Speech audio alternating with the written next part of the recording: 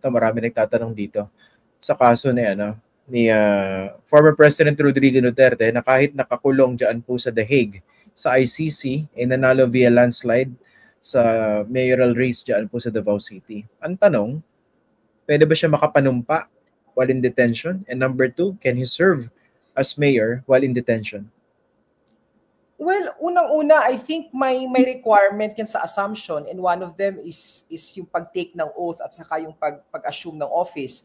So requirement po yan sa ilalim ng batas. I don't know kung paano niya ma-execute yan while in prison sa The Hague because hindi naman yan, wala naman access sa telepono, wala naman access sa any communication to the outside world. And then how can you assume office, for example, from outside of the jurisdiction of the Philippines? So, andun ka sa The Hague.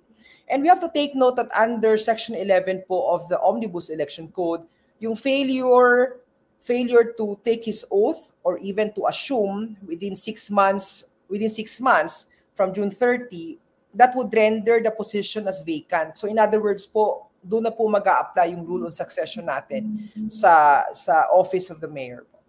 Pwede bang gawin yung pumunta kunwari payagan the consul ng Philippine Embassy pwedeng pumunta kunwari sa piitan kung sakaling payagan, pwedeng makapanumpa?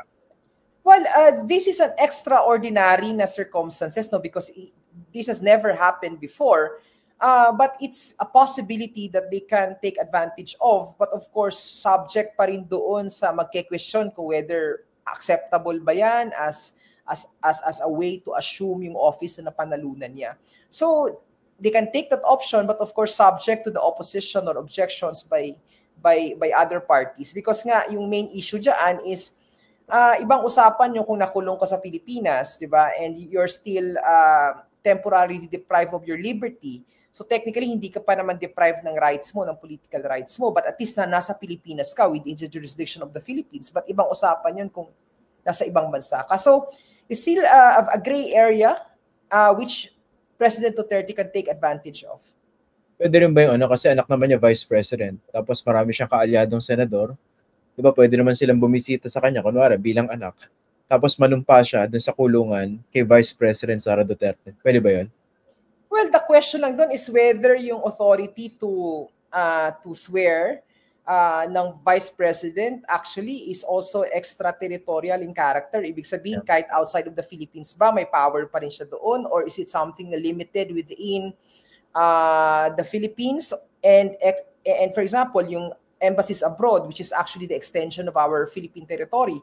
So, ibang usapan yung kung The Hague because it's no longer within the Philippine territory. So, the question doon, yung power ba ng Vice President extends even to jurisdictions outside of the Philippines. So it's also a legal question that is ripe for determination by the courts later on. So mukhang mas feasible kung siya yung pupunta sa Philippine Embassy sa the Netherlands kung papayagan. Kung papayagan, which of course we all know naman na it's not a valid ground for him to simply walk out of The Hague doon sa presuhan at saka manumpa doon sa embassy. It's not a special privilege. In fact, let's remember na halos lahat po ng nakukulong sa ICC are actually leaders at saka yung mga high-ranking officials sa mga different countries. And we have not heard of any situation where they were allowed actually to do that. Mm-hmm. Ngayon, kung sakaling hindi siya makapanumpa, so paki-explain nga yung proseso, yung options. So, ano mangyayari dun sa upuan na kanyang napanalunan? Well, ang rule naman dyan is magkakaroon ng, ang sabi nga sa Omnibus Election Code, merong vacancy yan. If you cannot assume or take an oath within 6 months, declared vacant yan. And the moment maging vacant yan, then you apply the provisions of the local government code na pag nagkaroon ng vacancy, then the vice mayor would take over. Hindi ba option yung kung sino yung pumangalawa doon sa election, yun yung magte-take over? As a general rule sa election law natin, hindi natin pinapaupo yung natalo na kandidato. So it's always as a general rule, succession po yan.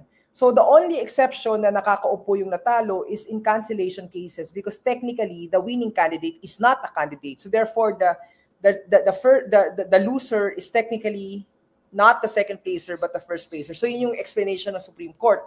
But the main rule in our jurisdiction is that never natin po pinapaupo yung natalo. But very interesting po yan because remember, pag the moment na mag-refuse ka or hindi ka makapag-assume ng office, there are many administrative cases na pwedeng i-file sa'yo. And quite interesting na may jurisdiction dyan is the Office of the President, especially for Davao City, which is a highly urbanized city.